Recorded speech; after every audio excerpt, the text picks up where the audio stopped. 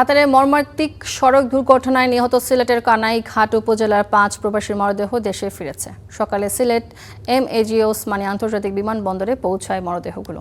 স্বজনদের কান্নায় ভারী হয়ে ওঠে কানাইঘাট উপজেলার গাছবাড়ি এলাকা। আর শোকাহত পরিবারগুলোর পাশে দাঁড়াবার আশ্বাস দিয়েছে প্রশাসন।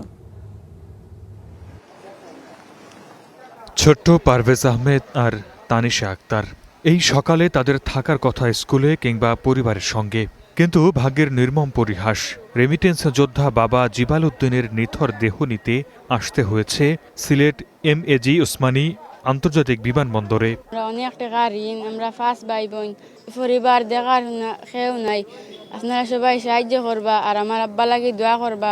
5 সোমনাথ আপনারা দেখেন করেন আল্লাহর আগামী মাসে দেশে ফেরার কথা ছিল দুর্ঘটনায় নিহত কাদির আহমেদের। ফিরলেন ঠিকই, কিন্তু কফিনে মোড়ানো অবস্থায়। অন্যদিকে মাত্র 2 মাস আগে ছুটি কাটিয়ে কাতারে গেছেন জুবাইর আহমদ। আর জসিমউদ্দিন ছিলেন পরিবারের একমাত্র উপার্জনক্ষম ব্যক্তি।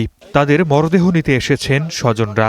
আমার এখানে ভাই আছে 3টা। আমার আপন ভাই আছে একটা জুবাইর আহমদ এবং মুস্তাক আহমদ আমার স্বাস্থ্য ভাই, কাদির আহমদ আমার ফুফুতো ভাই। আমার জসিমউদ্দিনের ভাই, বড় ভাই, তো আমরা একসাথে কাজ করতাম।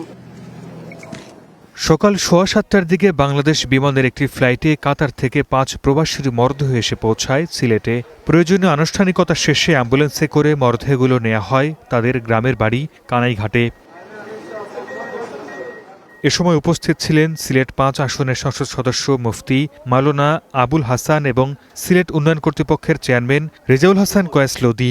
প্রবাসী যারা রেমিটেন্স যোদ্ধা তাদের সুরক্ষা, তাদের সার্বিক নিরাপত্তা নিশ্চিত করা এবং এরকম কোনো দুর্ঘটনা ঘটলে তাদের পরিবার যেন সুরক্ষিত থাকে সেই পদক্ষেপটুকু নেওয়ার ব্যাপারে ইতিমধ্যে সরকার পদক্ষেপ নিয়েছে। অসহায় পরিবার যারা আছে তাদেরকে আমরা কিভাবে সহযোগিতা করা যায় আমরা এই ব্যাপারে পরামর্শ করে চেষ্টা করব।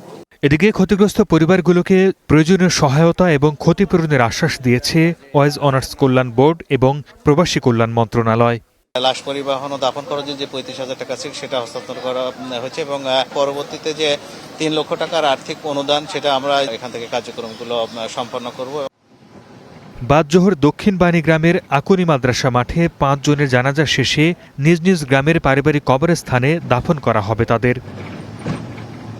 Desk report, star news.